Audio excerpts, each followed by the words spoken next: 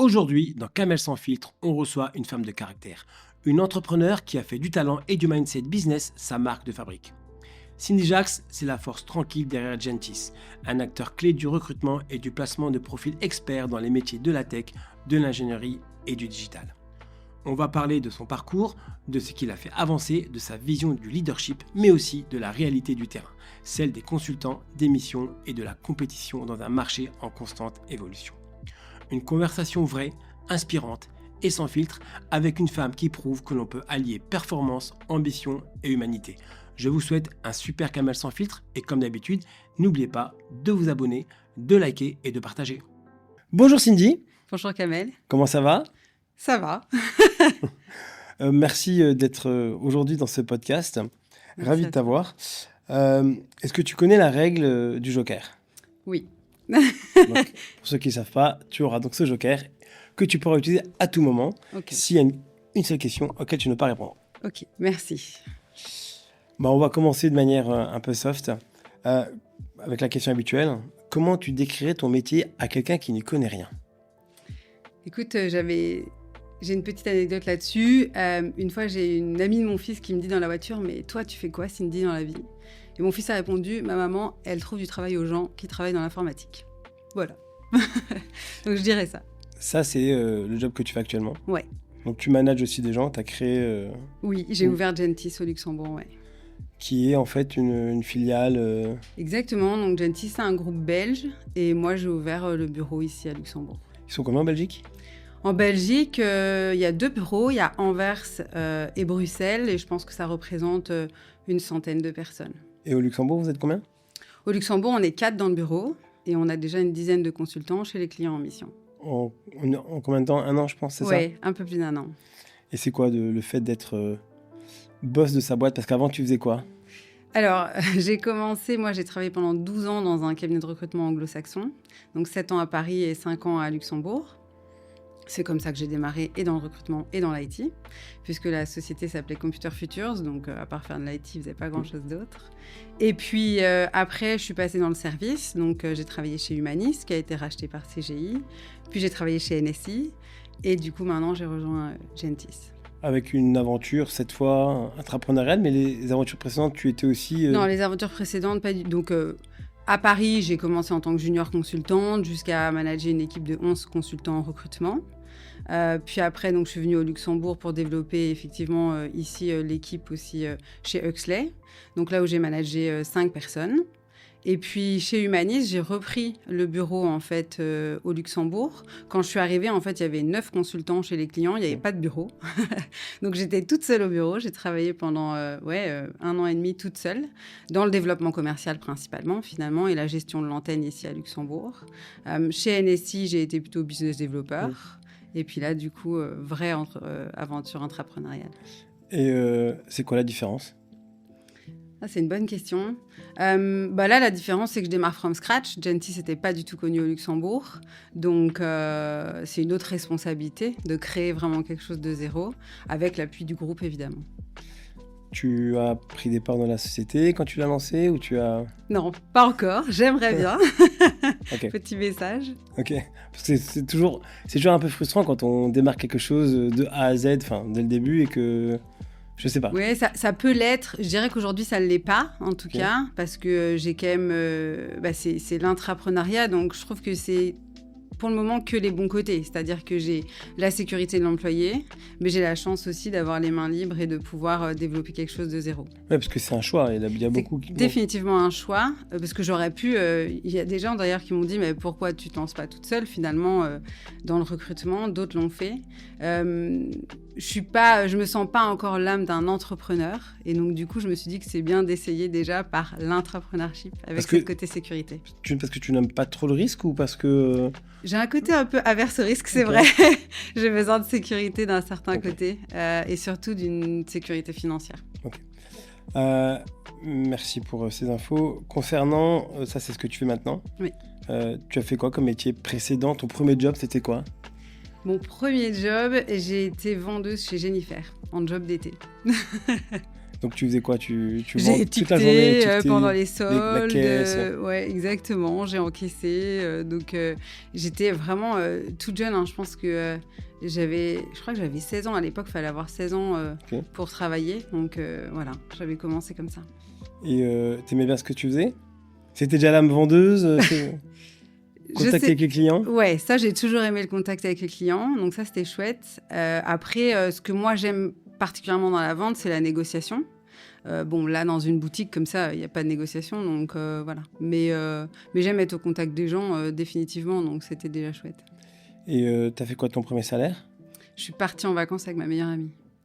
Toutes les deux. Elle avait le permis, moi pas encore. C'était où? On a fait tout un road trip dans le sud de la France. On est partis en Espagne, puis on est revenus toutes les deux. Elle avait une petite C2 à l'époque. C'était drôle. Donc t'as tout claqué. Oui. Donc voilà, maintenant t'es boss de Gentis. Oui. Tu t'y plais. Oui. Donc qu'est-ce que tu aimes dans ton métier? Qu'est-ce qui te passionne le plus au jour le jour? Ce que j'aime, c'est vraiment la relation avec les clients, ça c'est sûr. Et ce que je disais, la négociation. Donc ce que j'aime, c'est réussir à convaincre un client de travailler avec nous et de nous faire confiance. T'aimes la négociation en général ou juste au boulot? Juste au boulot, dans la vie, je suis vraiment nulle en plus pour ça. J'ai jamais été la meilleure non plus pour négocier mon salaire ou ce genre de choses. Mais par contre, quand je suis sûre de ce que je vends et de la qualité de service vendu, alors je me sens tout à fait à l'aise de défendre le projet. Justement, au boulot, quel est le plus gros succès, selon toi, de ta carrière pour l'instant? Ta plus grosse négociation ou la plus belle anecdote que tu pourrais nous raconter? Est-ce que tu en as une? C'est une bonne question. Je pense qu'il y en a plein. Je dirais qu'aujourd'hui, chaque client que j'ouvre avec Gentis, c'est une victoire parce que c'est quand même un marché ultra concurrentiel où il y a déjà des mastodontes sur le marché. Et donc, les clients qui aujourd'hui nous font confiance, en toute humilité, ils nous font confiance pour travailler avec moi. Et donc, je trouve que ça, c'est déjà une belle victoire. Ouais. Justement, il y a énormément de concurrence. Ok, ils veulent travailler avec toi, c'est ce que beaucoup disent. Oui, ils me font croire. Non, mais mais pas toi, mais je veux dire, tout le monde dit oui, mais c'est parce que c'est moi avant tout, etc. Mais est-ce que tu penses que dans ton métier, il y a vraiment une plus-value par rapport à d'autres en général? Parce que pour moi, cabinet de recrutement, c'est l'humain effectivement est très important, mais le reste, c'est bonnet blanc, blanc bonnet. Quand tu présentes un CV et un autre, c'est quoi la différence? Si moi je présente le même CV que toi? C'est une bonne question. Donc je suis tout à fait d'accord avec toi sur le fait de dire que ce qui fait pour moi la différence, c'est l'humain. Donc avant tout, et c'est ça qui rend aussi le job difficile, mais avant tout, une société va travailler avec un consultant en recrutement. Elle ne va pas travailler avec Gentis, elle va travailler avec la personne. Finalement, ça, pour moi, c'est sûr et certain. Après, la différence aujourd'hui sur le CV, c'est aussi l'expérience. C'est-à-dire que moi, maintenant, ça fait 17 ans que je fais du recrutement en informatique. Donc, je sais ce que font les gens, je sais challenger les candidats. J'ai jamais été moi-même ingénieur, mais maintenant, j'ai quand même une bonne vision de ce qu'est un SI et de savoir ce qu'a pu faire un développeur ou un ingénieur système. Donc, ça va être la qualité, finalement, de l'entretien que j'ai pu faire et de la qualification que j'ai pu faire avec le candidat. Justement, les candidats. Est-ce que tu vois une évolution des candidats quand tu as commencé et maintenant? Oui, définitivement. Il y a une vraie différence. Alors déjà, moi, il y a une différence que j'ai commencé à Paris, en France, en région parisienne, et les demandes n'étaient pas du tout les mêmes, et les attentes des clients n'étaient pas les mêmes qu'ici. Donc déjà, parce que, je vois venir la question, quelle est la différence? Oui. La différence, c'est qu'en France, il y a un vrai...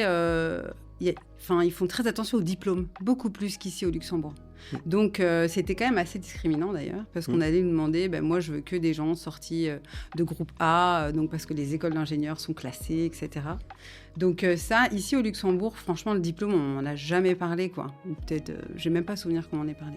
Les certifications sont plus importantes.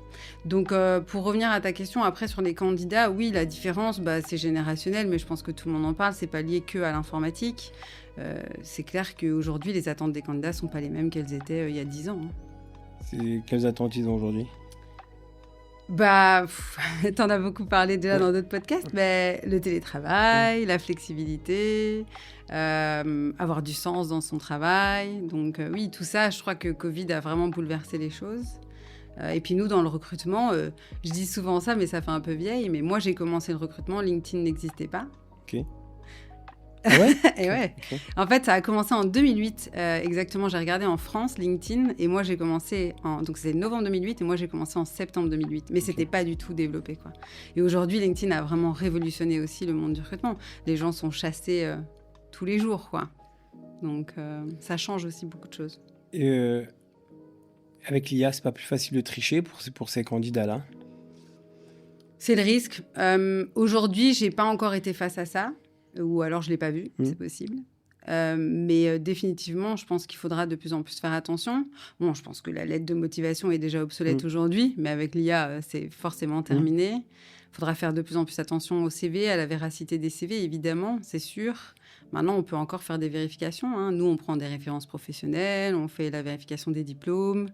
C'est des choses qui vont être hyper importantes. Tu as déjà dû faire face à des candidats qui t'ont menti Alors, de manière délibérée. Sur leur CV, non. Mais par contre, j'ai une petite anecdote sur le mensonge du candidat. C'était drôle. C'est mon premier recrutement, d'ailleurs, que j'ai fait à Paris. Je m'en souviendrai toujours. Et le candidat m'avait demandé un certain salaire. Et donc, j'étais super fière de moi. J'avais réussi à obtenir le salaire qu'il voulait auprès du client. Et en fait, il a refusé l'offre parce qu'il avait menti à sa femme sur le salaire qu'il m'avait demandé. Et il ne m'avait pas demandé assez pour sa femme. Et donc, finalement, il a refusé l'offre à cause de ça. Donc, il faut maîtriser aussi tout. Et c'est ça qui est difficile. Il faut aussi maîtriser tout l'écosystème du candidat. Du coup, tu poses une question en disant est-ce que ta femme ou est-ce que ton mari sont d'accord avec le salaire que tu proposes? Maintenant, je demande, clairement. Parce que j'ai déjà eu un candidat qui a refusé parce que finalement, il avait oublié de me dire qu'il était en train d'acheter un appartement et qu'il avait peur de ne pas avoir son offre de prêt s'il démissionnait. Mais il le dit alors qu'il vient d'avoir l'offre du client, quoi. Donc oui, il faut maîtriser aussi tout l'environnement personnel. Et c'est frustrant, je suppose, quand tu penses que tout est clair et qu'au final, il ne signe pas? C'est super frustrant. C'est super frustrant parce qu'on peut pas... En fait, on peut pas tout maîtriser. Et ça, il faut l'apprendre. Et c'est souvent ce qu'on appelle un peu le roller coaster dans le recrutement. C'est vraiment les montagnes russes. Est-ce que tu as déjà rencontré un candidat ou une candidate assez étrange? Ouais. Oui. Oui, j'ai déjà... En fait, j'ai déjà rencontré des gens... Ouais, on voit de tout, hein, définitivement. Après, c'est plutôt dans la position ou la posture du consultant en recrutement. Pareil, je savais toujours une fois à Paris, donc le candidat vient au bureau pour signer son contrat. Et puis, il arrive et puis il sort son chéquier. Et donc là, je le regarde et il me dit combien je vous dois? Et là, du coup, moi, j'avais 26 ans, j'étais toute jeune, je disais, rien, c'est gratuit. Donc oui, des candidats comme ça qui comprennent pas toujours, etc. Ouais, il y en a toujours. Est-ce que tu es proche de ces consultants-là ou est-ce que tu fais le recrutement? Ou alors, parce qu'il y a deux choses. Hein. Il y a le recrutement où c'est tes consultants qui sont chez toi que tu places. Oui, tout à fait. Ça, c'est la consultance. Ouais, tout à fait. Et après, il y a les gens que tu places. Exactement. Et il y a le recrutement en CDI que je fais directement pour les clients. Des deux côtés, on garde contact. Déjà, ça fait partie du réseau, évidemment, pour moi. Donc, quand c'est un recrutement en CDI directement chez le client, on garde évidemment contact tout au long de la période d'essai au moins, et même après, parce que finalement, ça fait partie de notre réseau, c'est des gens qu'on a accompagnés. Changer de boulot, c'est quelque part changer de vie, donc ça a un impact important et il ne faut pas le sous-estimer pour le candidat. Et puis le consultant que je place chez le client, là c'est encore différent. Il est employé de Gentis, donc c'est effectivement quelqu'un qui fait partie de mes équipes. Et donc là, il y a un suivi tout au long de la mission, évidemment, à chaque fois. Justement, il n'y a pas une pression, je me suis toujours dit, à faire changer de boulot quelqu'un qui s'y plaît pour aller dans une autre mission ou chez toi. Et tu te dis, mais tu fais quand même changer sa vie d'une manière ou d'une autre, enfin en tout cas professionnelle. Ouais. Et ça peut mal se passer au final. Et c'est peut-être déjà arrivé? Oui, ça m'est déjà arrivé, évidemment. Un candidat à qui on met fin à la période d'essai. D'ailleurs, chez mes consultants, pas encore, je touche du bois. Mais effectivement, les clients qui recrutent en CDI et qui mettent fin à la période d'essai, ça arrive. Oui, il y a une forme de responsabilité. Après... j'essaye quand même de me détacher de ça aussi parce que voilà, je mets pas le couteau sous la gorge aux gens. Ils sont souvent aussi, eux, dans une démarche. De toute manière, si on est prêt à écouter une proposition, c'est quand même qu'on est dans une démarche de changement. Et puis, il y a quand même tout le processus de recrutement qui permet aussi à la personne de réfléchir. Donc, il y a un accompagnement là-dessus. Mais oui, il y a une forme de responsabilité, c'est important. Il ne faut pas vendre n'importe quoi à n'importe qui, ça c'est clair. On parle souvent de burn-out, rupture, etc. Enfin, un peu où les gens sont un peu over, ils ont booké, ils ont vraiment énormément de choses. Toi, est-ce que ça t'est déjà arrivé d'être à la limite Moi, pas. Mais c'est vrai que dans les entreprises dans lesquelles on travaille, dans le recrutement, ou comme je parlais avec le roller coaster du recrutement, j'en ai vu qui sont arrivés jusque-là, ouais. Mais moi, pas. J'ai de la chance. Et des employés dans ton entourage Pas des gens de mon équipe, de mes équipes, mais oui, j'ai déjà eu des collègues qui sont partis parce que, voilà, c'était trop pour eux, quoi. Et est-ce qu'il y a un conseil que tu pourrais donner à cela, ou comment toi tu vois ça? Ouais, c'est une bonne question. Moi, je pense que ce qui m'aide en tout cas, c'est d'avoir ce que j'appelle ma soupape de sécurité, et donc d'avoir finalement une activité sur le côté. Ouais, un sport, une passion, quelque chose qui permet de se recentrer sur soi et de vider un peu la tête, quoi. Le sport, par exemple, on parle de quel sport? Pour moi, c'est l'équitation, Okay. définitivement. Je sais que ton fils aussi... Ouais, c'est une passion que j'ai la chance de partager avec mes 2 enfants, mes 2 petits garçons, mais il y en a qu'un des 2 qui monte à cheval. Okay. L'autre, il aime pas monter, lui, il fait de la boxe taille, mais il aime s'occuper du cheval. Donc, tu as ton propre cheval? Ouais. C'est un travail quotidien. Tous les jours? Ouais, je vais le voir tous les jours, ouais. Donc, j'ai la chance d'habiter dans la ville où il est. Donc, voilà, moi, je suis à Dudelange, il est dans des écuries à Dudelange, et je vais le voir tous les jours, ouais. Mais et quand tu es en vacances, tu fais comment? C'est la solidarité entre copines. C'est vrai? Non, mais c'est comme quand on a des animaux à la maison, etc. Oui, c'est... Parce que tu dis, mais tu peux pas les prendre avec toi ou tu... Voilà, donc ouais, non, c'est sûr que c'est une responsabilité, mais ça, ouais, la balance pèse clairement du bon côté. Donc voilà, et puis bon, entre copines, on se soutient. Donc, les écuries sont là pour ça aussi, donc heureusement. Ça, c'est pour le sport. Mais pour revenir à... Est-ce que tu as eu des choses qui t'ont freiné dans ta progression? Est-ce que tu penses que tu as eu une progression, disons, régulière et continue? C'est une bonne question. Je pense que j'ai quand même une progression régulière, peut-être pas aussi rapide que j'aurais voulu, je sais pas. Est-ce qu'il y a des choses qui m'ont freinée? Je pense pas. J'ai eu 2 enfants, mais personnellement, j'ai pas eu de problème du tout avec ça. J'ai été à chaque fois j'ai été dans la même entreprise quand j'ai fait mes 2 grossesses. Et franchement, ça a été hyper bien accueilli. Pour autant, à Paris, j'étais la première manager à avoir un enfant, donc j'appréhendais un petit peu. Mais ça s'est très bien passé.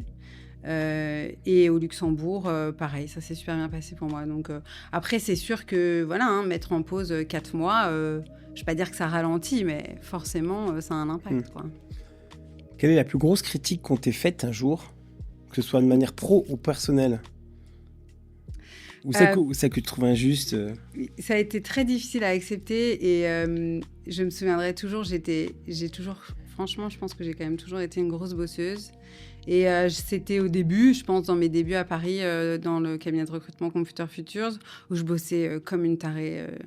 Et je faisais des gros horaires et tout. Et un jour, mon boss me prend dans son bureau et il me dit « Cindy, tu fais pas le boulot pour lequel je te paye ». Et en fait, je passais des heures au téléphone avec les candidats, avec les clients, mais j'arrivais pas à transformer ça. Et donc, en fait, il n'y avait pas de performance suffisante pour lui, quoi. Il n'y avait pas assez d'argent, mais par contre, tu bossais pour. Oui. Donc, du coup, ça a été hyper difficile pour moi à accepter. Et en même temps, ça m'a permis d'être beaucoup plus efficace et productive dans ce que je faisais après. Pourquoi? C'est parce que t'étais pas assez, tu travaillais, mais par contre pas de manière efficace? Exactement. Ouais, t'as changé ta méthode de travail? Je travaillais beaucoup, je passais beaucoup de temps à discuter avec les candidats, mais ils sortaient rien des appels. Pareil avec les clients, j'étais trop gentille en fait, je pense, et du coup j'étais pas assez assertive.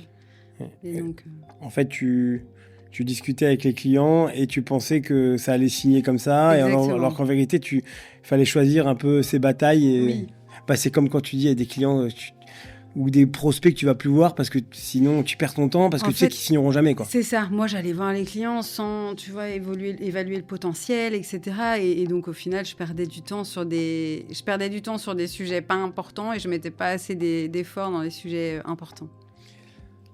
Quelle est la valeur travail, je pense que c'est important pour toi, mais quelle est la valeur qui est pour toi la plus importante dans la vie? Le respect, je pense. Ouais. Est-ce qu'on t'a déjà manqué de respect durant ta carrière ou... C'est une bonne question. Je tairais le nom, mais je pense qu'une fois, il y a une personne qui était à la limite, du manque de respect. Au Luxembourg? Ouais. C'était un homme, donc, je suppose. Oui. Je ne veux pas rentrer dans les détails, Non. mais c'était une banque? C'était pas une banque. Ah, ok. Donc, bon, et comment ça s'est terminé? J'ai pris de la distance. Voilà, j'ai pris de la distance et ça s'est solutionné tout seul. Justement, une question, on va rebondir là-dessus. Est-ce que tu penses qu'il y a des limites éthiques qu'on ne peut pas faire dans le business ou dans la tech? Oui, des limites éthiques, oui. Je pense qu'il faut que ça reste professionnel, quoi. Voilà, pour moi. Donc, on peut bien s'entendre, on peut avoir un bon relationnel, mais ça doit rester dans un cadre professionnel. Et y a-t-il des types de profils avec qui tu ne veux jamais travailler? Tu dis, tiens, ce genre de personne, ou... Pas forcément avec des défauts, mais tu dis, je sais rien. Ouais, les gens qui sont individualistes, j'en veux pas. Est-ce que tu as déjà triché dans ta vie?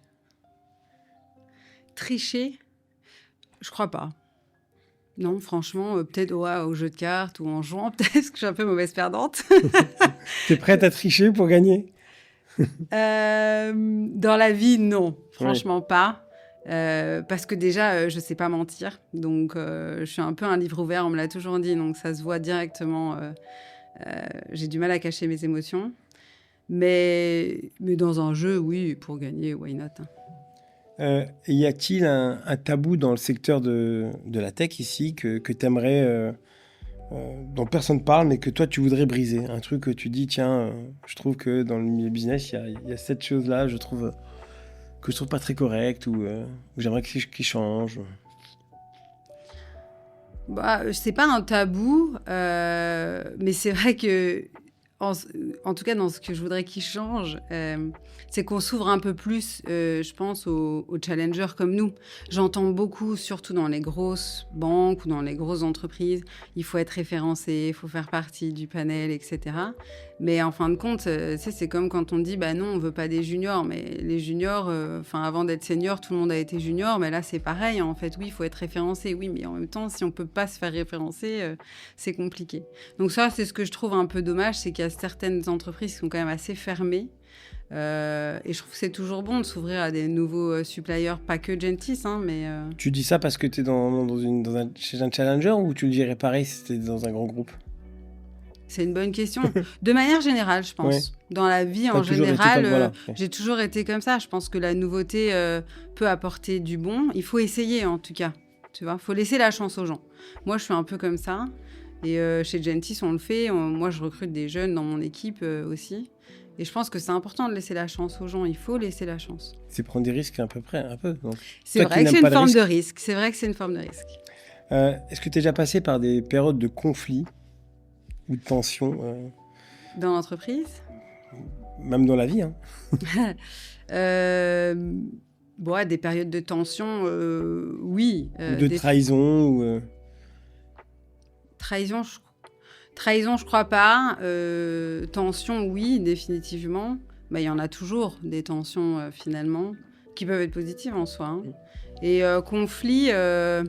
Oui, j'ai déjà été en conflit, pas forcément chez Gentis là, mais ça fait peut-être pas assez longtemps, ça viendra peut-être. Mais oui, avec mes managers précédents, si je suis pas d'accord sur la manière de faire les choses, si je suis pas d'accord sur la manière les process, ou pourquoi on va pas accepter tel ou tel négo avec un client, oui, je peux être en conflit sur ce genre de choses.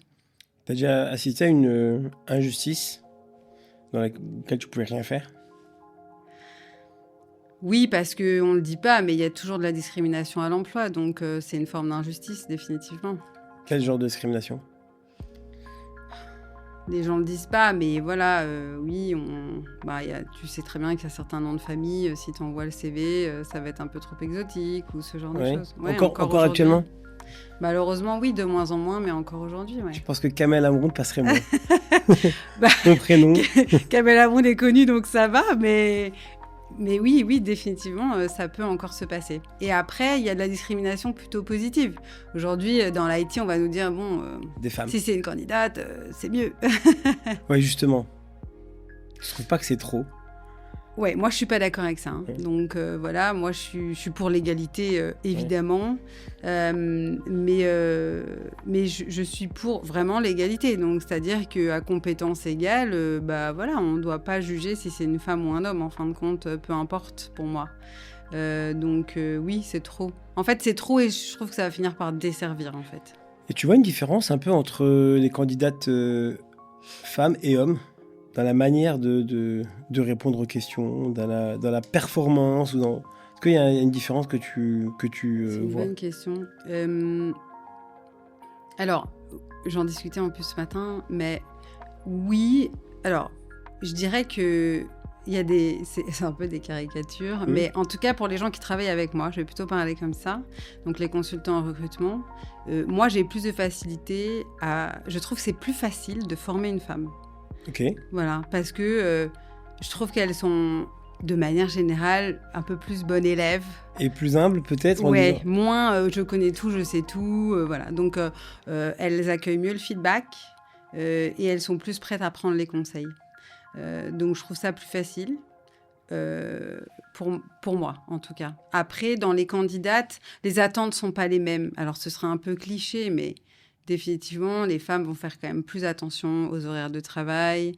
Pas qu'elles ne veulent pas travailler, mais parce qu'il y a aussi des responsabilités à la maison. Alors, c'est de plus en plus partagé, mais ça ne l'est pas encore chez tout le monde. Donc ça, plus soucieuse aussi de se dire, OK, si mes enfants sont malades, etc. Donc oui, il y a moins de demandes. Elles négocient moins le salaire aussi, ça c'est vrai. C'est bien alors pour toi, ou tu trouves qu'elles devraient le faire plus? Le message, attention, parce que... Non, mais le message, on le dit, souvent les femmes ont ce fameux syndrome de l'imposteur, j'en fais partie, donc oui, je pense que définitivement, il ne faut pas qu'on s'excuse d'être là, en tout cas. Bon, en tout cas, au Luxembourg, certaines femmes CIO qui sont à leur place, elles sont vraiment à leur place, elles le méritent amplement. De quelques-unes... Et il n'y en a pas assez. Mais Et il n'y en a pas assez. Mais est-ce que c'est parce qu'il n'y a pas assez de candidates selon toi ou... Moi, je pense que ça vient à la racine. Je pense qu'on va dans les écoles, il n'y a pas suffisamment de jeunes filles dans les classes qui forment les ingénieurs. Donc, définitivement, s'il n'y en a pas suffisamment qui sont formés, à la fin, il n'y en a pas suffisamment qui sortent, quoi. Ouais, donc c'est pas de la discrimination, c'est juste au début. Ouais, c'est au début. Je pense qu'il faut qu'on éveille plus les filles vers ça, quoi. Et justement, avec l'évolution de la tech aujourd'hui, est-ce que tu penses pas que les femmes vont vouloir plus aimer en fait la tech avec ce qui est IA, etc. Ou tu penses que ça va être pareil? Je sais pas, c'est une bonne question. Je pense que de toute manière, il y en aura de plus en plus de la tech, donc forcément, ça va être de plus en plus dans notre quotidien, et donc ça va toucher de plus en plus les femmes aussi. Donc oui, je pense que ça va quand même dans le bon sens. Moi, je le vois en 15 ans, la différence, quand même, il y a de plus en plus de femmes dans l'IT, malgré tout. C'est lent comme progression, mais ça avance. Et des femmes, en fait, qui sont... j'en ai reçu une il n'y a pas longtemps, qui sont responsables de C2I. Pareil, elle a 2 fois plus de personnes, ils sont 19. Mais effectivement, on en voit de plus en plus. Ouais. Oui, mais toujours sur des métiers qui sont pas forcément techniques. Business analyst, chef de projet. Recruteur. Recruteur aussi. Tu disais juste un instant, les femmes, pour certaines, elles doivent faire leurs horaires, etc. Parce qu'elles doivent s'occuper des enfants. Oui. Toi, tu gères ça comment? Moi, j'ai la chance... chez nous, le modèle est inversé. Okay. Donc, mon mari, pendant longtemps, a été père au foyer. Ok. Donc, voilà. Donc, été Oui, parce que là, il a son projet de création d'entreprise. Donc, il l'est toujours. C'est-à-dire que là, il cumule les 2 casquettes. Donc, il s'occupe des enfants. Et en plus de ça, il crée sa boîte. Ok. Donc, c'est lui qui fait tout à la maison? Non, je fait soutiens beaucoup. quand même, mais il fait beaucoup. Il fait beaucoup, ouais, j'ai de la chance pour ça. Mais c'est vrai que j'ai jamais eu le stress de me dire, ah, si mes enfants sont malades, faut que je prenne congé, etc. Ok. Lui, il a toujours été là. Et c'est pour ça que je dis que c'est un travail d'équipe, hein. C'est pas que moi. Donc, même si effectivement, factuellement, c'est moi qui ramène l'argent, c'est un travail d'équipe. J'aurais pas pu faire la carrière que je fais s'il avait pas été là. Ça, c'est sûr. Ouais, donc quand tu dis que c'est toi qui ramènes l'argent, il fait quoi de ses journées? Bah là, donc jusqu'à présent, il s'occupait des enfants, ce Ok. qui prend quand même beaucoup de temps, parce que moi, ils vont pas à la garderie, pas à la Ouais. cantine, etc. Donc, Ah oui, ah oui, ok. oui, non, il y a un vrai confort de vie Ah ouais, c'est top. pour les enfants, et ça, c'était un vrai choix qu'on a fait, donc ça, c'est top. Et maintenant, il crée sa société, donc Dans quel domaine? dans le domaine de la tech, justement. Ok. Il fait, bah là, il va lancer une campagne participative sur Kickstarter. Il est dans le monde du streaming, donc il a une chaîne Twitch, Ok. du streaming de jeux vidéo principalement. Et il a construit une box qui permet l'interaction entre le streamer et les viewers. Intéressant. Donc il fait du Twitch Il fait du Twitch dans dans le la garage. journée? Ouais, dans la journée, la nuit. J'ai de la chance, c'est un insomniaque, donc il dort 3 heures par nuit et ça lui suffit. Et ça déteint pas sur les enfants? Euh, Les jeux vidéo, tout ça? Ah bah nous, je peux pas dire qu'on est contre les écrans parce que c'est Ouais. pas vrai. Donc il y a beaucoup de discussions autour de ça. Moi, je pense que comme tout, c'est bien dosé, c'est pas mauvais. Et donc oui, les enfants jouent aux jeux vidéo à la maison évidemment, mais pas 24 heures sur 24 du tout. En fait, t'as 3 grands ados à la maison, quoi. C'est ça. Enfin, ouais. Oui, mon mari est un grand enfant, ça c'est clair. Mais oui, mais c'est ma part, c'est lui la part geek chez moi. Ouais, donc il s'y connaît plus en tech que toi, tu penses? Ah, c'est même sûr. Ok. Oui, oui. Pour revenir maintenant à ta vie professionnelle, quel était ton plus gros échec professionnel selon toi? Si tu en as eu. Franchement, ça fait un peu prétentieux de dire ça, mais je considère pas avoir eu des échecs professionnels. Et personnel? Un rêve que tu aurais voulu faire, que tu n'as jamais réalisé? Être championne d'équitation? Non, je vais pas dire que je réalise tous mes rêves, c'est pas vrai, j'en ai plein des rêves en plus, mais je pense... Parlons-en. Quel rêve Ah, si demain je gagnais à l'euro-million, je sais pas si je continuerais dans mon métier, pour être honnête, mais ouais, mon rêve le plus fou serait d'avoir une écurie à moi. Tu sais, tu pourrais faire un truc Sportec, etc. Pourquoi pas, ouais. Mais oui, non, dans mes rêves les plus fous, oui, j'aimerais avoir des écuries, ce serait super. Donc, t'as pas de regrets dans ta vie ou... Non, franchement, j'ai pas de regrets. Je pense qu'il y a des choses que j'aimerais faire plus et que j'ai pas le temps de faire, mais j'ai pas de regrets. J'ai réussi à faire ce que je voulais faire jusqu'à présent. Tu rêvais de faire quoi quand t'étais ado? Wow, j'ai eu plein de métiers. Ok. J'ai voulu être juge pour enfants pendant longtemps, prof de PS, rien à voir. Donc j'ai eu des métiers, j'ai voulu en faire plein. Celui où tu dis, ouais, c'était celui où, même si maintenant j'en rêve encore. Je sais pas si j'en rêve, je pense qu'il y a des métiers que j'admire, mais je sais pas si je serais capable de les faire. Justement. Lesquels, par exemple? Juge pour enfants, ou en tout cas, juge pour enfants, j'aurais adoré, je pense. Mais c'est difficile. Oui, tu as certaines histoires. En fait, je suis trop empathique pour ça. Je pense que j'amènerais tous les problèmes à la maison. J'aurais du mal à... Et j'admire ces gens-là parce que, franchement, tous les métiers dans le médical, les métiers qui sont, comme ça aussi autour des enfants et tout, je trouve ça fabuleux. Mais je sais pas si je serais la bonne candidate pour le faire. Tu penses pas que c'est justement eux qui font les vrais métiers et que nous, au final, on est... Si, bien sûr. Moi, je dis toujours, attention, on fait pas d'opération à cœur ouvert. Enfin, j'arrivais pas à le faire quand j'étais jeune, mais tu vois, tu disais oui, la frustration quand quelqu'un signe pas une offre ou quand on rate un recrutement. À la fin, il n'y a pas mort d'homme, quoi. Donc, il faut réussir à prendre du recul. Et c'est ce que je dis à mes équipes. On ne fait pas d'opération à cœur ouvert. Il n'y a pas de vie entre nos mains. Enfin, détendons-nous, quoi. Si tout devait s'arrêter demain, tu ferais quoi dans la vie? C'est ce que je t'ai dit. Je pense que je pars en campagne avec mon cheval et peut-être d'autres. Voilà, je rêverais de ça. Et si tu devais changer d'identité, pour repartir à zéro, tu ferais quoi? Donc, là, c'est... Waouh, si je devais changer d'identité, je me suis jamais posé la question. On t'oblige à changer d'identité. Tu dois disparaître. C'est horrible de penser ça. En fait, oui, peut-être que dans ce cas-là, j'irais explorer plutôt le monde médical, je pense. Parce que c'est un monde qui me fascine. Et je pense qu'il y a plein d'avancées là-dedans maintenant en plus. Donc, définitivement, je crois que j'irai là-dedans. Donc, quand tu étais jeune, tu voulais faire plein de métiers liés à l'enfance, liés au soutien. Bon, à part prof de PS qui n'a rien à voir, mais je pense que tu avais découvert l'équitation. J'ai fait beaucoup de gymnastique quand j'étais jeune, donc c'était ça. Moi, je vivais pour la gym. Si tu devais donner un conseil à la Cindy qui était ado, tu lui dirais quoi aujourd'hui ? 2 conseils, je pense. Le premier, qui est très pratico-pratique, c'est de travailler mon anglais dès le début. Parce que définitivement, les langues étrangères, c'est important. Et, est-ce que c'est parce que tu es au Luxembourg que...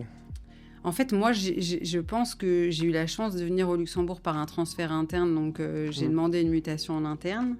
Et donc, on n'a jamais testé mon anglais. Mais s'ils avaient testé mon anglais, je ne sais même pas si je serais là. À l'époque, c'était vraiment cata. Heureusement, après 10 ans au Luxe, maintenant, oui, j'ai appris. Mais j'ai transpiré. Donc, ça. Et le deuxième truc, je dirais de me faire confiance. Ah, t'avais pas assez confiance en toi ? Ouais, toujours pas. C'est un mal que j'ai pas soigné, ça. Et un conseil que tu donnerais à n'importe qui dans le business pour bien vivre, pour être heureux, ce serait quoi ? Je pense qu'il faut trouver Moi, ce que je dis à mon fils, c'est enfin, mes enfants, mais le deuxième est quand même plus grand, de travailler pour faire un métier qui leur plaît. On passe quand même minimum 8 heures par jour au boulot. Qui te plaît et qui te permet de vivre convenablement. Parce qu'aujourd'hui, je reste convaincue que l'argent ne fait pas le bonheur, mais il y contribue quand même. Tu as vu tout ce qui se passe actuellement dans le monde, l'évolution, des problèmes géopolitiques, la technologie, etc., qui évolue à vitesse grand V. Ça ne te fait pas peur un peu tous ces changements ? Je crois que ça fait peur à tous les parents, probablement à ceux qui ne le sont pas aussi, mais oui, parce qu'on se projette et on pense à nos enfants toujours. Donc ça fait peur, forcément. Après, je suis définitivement quelqu'un d'optimiste, donc je me dis que ça va aller. Donc, tu te dis que pour nous, en fait, on ne va pas être impacté par ce genre de choses, mais plus nos enfants ? Je ne sais pas si nous, on ne le sera pas, ou plus eux, mais j'ai plus peur pour eux que pour moi, définitivement. Quand on a des enfants, la vie change. Hein. Ouais. On est plus, oui, c'est instantané, je crois. Non, c'est vrai. Et qu'est-ce que tu penses de l'IA en général ? Je pense qu'on en parle beaucoup. Non, trop, je sais pas. Je pense que c'est évidemment un bouleversement aujourd'hui. Mais comme je dis, je suis naturelle optimiste. Je pense que ça va apporter beaucoup plus que ça nous enlèvera de choses. Et les réseaux sociaux ? Comme je te disais, par rapport à ce que fait mon mari, je peux pas être contre les réseaux sociaux. Mais on en parlait aussi avec les enfants. En fait, moi, je pense un peu, c'est comme tout dans la vie. Rien n'est mauvais, mais ça dépend la dose, en fin de compte. Les réseaux sociaux à outrance, c'est très mauvais. Mais voilà, moi, je suis plus consommatrice qu'actrice sur les réseaux sociaux en dehors de LinkedIn. Mais là, c'est plus pour le côté professionnel. Mais sinon, oui. Et par contre, par exemple, j'ai pas Twitter, par exemple. Ouais. Quand ça devient trop politique, trop engagé, trop de débats... Oui. Et est-ce qu'on ne s'engage plus parce qu'on a peur de ce que les gens peuvent penser ? Parce que j'ai l'impression qu'aujourd'hui, si tu likes quelque chose ou si tu dis ton opinion sur une chose... C'est vrai ce que tu dis. Je fais attention, je ne sais pas si tu as vu... Moi, je le fais, moi. Ah oui ? Ah tu le vois bien. Je pense que si tu regardes... c'est vrai que tu es assez... Moi, en tout cas, si je décide de dire quelque chose, je vais rester authentique. Donc, je ne vais pas, parce que c'est les réseaux sociaux, faire du fake ou me trahir moi-même. Mais évidemment, il faut toujours faire attention à ce que tu dis, ce que tu fais. Voilà. J'ai fait, je ne sais pas si tu avais vu, un post sur LinkedIn qui a fait tout un foin à mon niveau, évidemment, sur le télétravail. Je me suis dit, waouh, je ne m'y attendais pas du tout. Parce que je disais qu'en entretien... Donc, et en plus, en entretien, pas pour les clients. Je parlais vraiment du recrutement pour mes équipes et les consultants en recrutement, même pas les consultants que je peux envoyer en mission chez mes clients. Et en fait, j'étais assez outrée de me dire qu'après 1 heure d'entretien, donc bon, déjà la personne vient en entretien, donc il y a eu déjà un entretien téléphonique. La personne vient en entretien, toi tu passes 1 demi-heure à lui présenter ton entreprise, etc., quand même à lui vendre le job, parce qu'on fait ça dans notre métier. Et du coup, la personne, la seule question qu'elle a à te poser quand tu dis « Vous avez des questions ?» c'est de savoir est-ce qu'il y a du télétravail ? C'est quoi les horaires de travail ? Et là, je me dis, waouh, nous, on est dans un métier de service en plus, dans le recrutement. C'est comme dans l'immobilier, il faut être disponible pour les gens en dehors des heures de travail.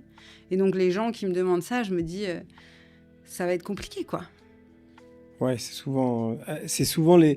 Et c'était un jeune, je suppose. Ouais, c'est des jeunes. Et donc, en fait, le conseil dans ce poste que je disais, c'est je comprends qu'on ait besoin de savoir. On a tous une vie, on a toutes des activités à côté de notre travail et je l'encourage, ça. Mais je pense pas que ça doit être quand on dit en entretien, vous avez des questions ? Non, la première question doit pas être ça, quoi. Faut s'intéresser à la boîte, au job, à l'interlocuteur. Après, je comprends qu'on ait besoin de ces informations-là, hein, évidemment, mais... Voilà. Très bien. Justement, là, tu parles de LinkedIn. Tu trouves pas que c'est devenu un peu un fourre-tout où tout le monde raconte Ouais, parfois, oui.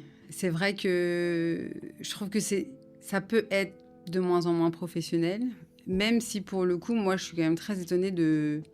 Enfin, j'étais pas du tout active avant Gentis sur LinkedIn. Ça, c'est vraiment ma CEO, Stéphanie, qui est très douée là-dedans et qui nous pousse à être sur LinkedIn. Et j'ai pris un certain plaisir à le faire. Maintenant, je m'amuse bien.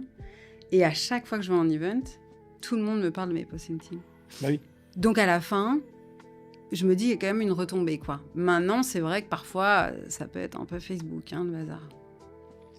Très bien. Pour reparler tech, est-ce qu'il y a une personne dans le monde de la tech que tu admires ? Dans le monde, hein ? Personne connue ou... Je sais que beaucoup d'invités ont parlé de Elon Musk, etc. Franchement, moi, j'admire les innovations de manière générale. Donc, Pas forcément dans la tech, alors, quelqu'un que tu admires En fait, il y en a un que j'admire, mais plus pour l'homme, c'est Éric Larchevêque, qui a fait Ledger. Oui. Alors, j'y connais rien en crypto-monnaie, etc. Mais je trouve qu'en plus de ça, il a été très bon sur son marketing après. Et puis, il a fait une école dans la tech, il a fait plein de choses. Donc, voilà, j'admire l'entrepreneur qu'il est, finalement.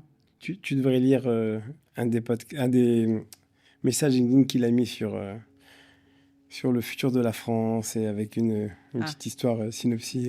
Je vais lire, alors. Qu'il a écrit. Donc, c'était assez marrant. Je pense qu'il y a eu beaucoup de retours là-dessus.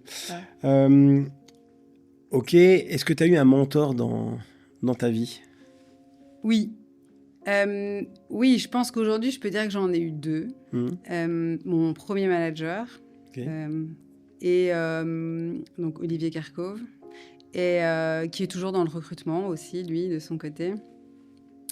Et Claire Bonenfant, aussi une de mes managers avec qui j'ai travaillé, qui a mené une énorme transformation managériale dans un cabinet de recrutement anglo-saxon. Elle a vraiment tout reformaté. Et c'était incroyable. J'ai participé au début de cette transformation. C'était super. Et c'est quelqu'un que j'admire beaucoup. La personne qui t'avait fait la critique au début c'est Olivier. Ouais. Donc finalement, c'est lui ton mentor. Oui, et finalement, t'avais mal pris. Définitivement, je dis toujours, c'était mon papa dans le business, quoi. C'est lui qui m'a tout appris. Il avait fait ça pour te provoquer ? Pour me réveiller, je pense. Pour te réveiller ? Ouais. J'ai vu que t'as pas encore utilisé ta carte joker. Non. Tu parlais tout à l'heure d'une personne qui avait été manquée de respect. Oui. Je ne donnerai pas le nom. Je peux avoir son nom ? Non. Alors, j'utilise ma carte joker. Je connais ? Oui. Ok. J'ai deviné. D'accord. Ok. J'ai deviné.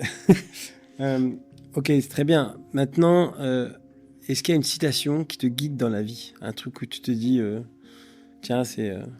Oui, je dis toujours, souris à la vie te sourira. Voilà. C'est une bonne manière pour finir ce podcast. Si ça te va, ça me va, oui. Merci beaucoup, Cindy. Avec plaisir, merci à toi. Ça fut très agréable.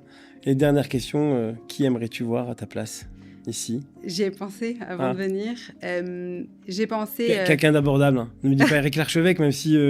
Alors, tu vois, dans la tech aussi, j'aurais pensé à Anthony Bourbon, qui a fait quelques trucs aussi. J'aime bien parce que je trouve que c'est un personnage assez controversé. Je trouve qu'il se met beaucoup en avant, peut-être trop à mon goût. Je vais lui envoyer, parce que j'ai ses contacts. Donc lui, et sinon, je t'avais déjà conseillé un gars qui a fait beaucoup de choses sur le futur du travail. C'est Samuel Durand. Ok, très bien. Voilà. L'invitation est lancée. Merci beaucoup, Cindy. Avec plaisir. À bientôt. Merci à toi. Merci. À bientôt.